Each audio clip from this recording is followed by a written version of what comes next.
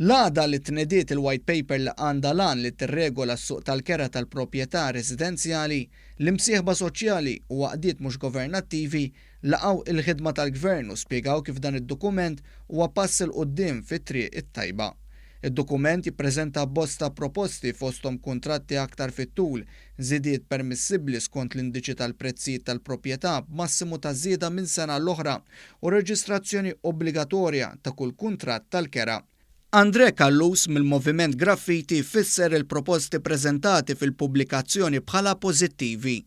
Is-Sur Kallus spjega kif għal-ġid tal-inkwilin u s-sit kien hemm il-bżonn li jsir xi ħaġa sabiex dan is-suq daqstant importanti jiġi regolarizzat bl-aħjar mod u mill-aktar fis possibbli. Naħsbu li dan id-dokument huwa pożittiv ħafna, rajnieh id-dokument, hemm studju serju fih dwar is-suq tal-kera f'Malta.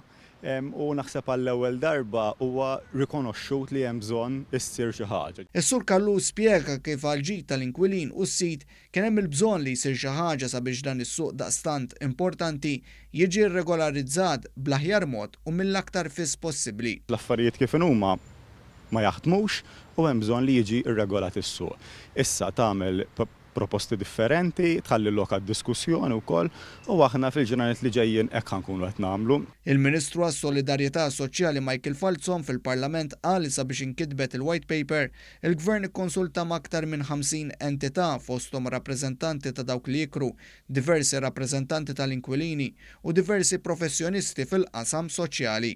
Fit-tnedija ta' din il-White Paper, il-Segretarju Parlamentari Rodrik Galdes semma kif apparti l-għajnuna għall-inkwilini, permezz ta' din il-White Paper il-Gvern irid jipprofessjonalizza is-suq filwaqt li jagħti ċertu jeddijiet lis-sit waqt li joffri protezzjoni lill-inkwilin.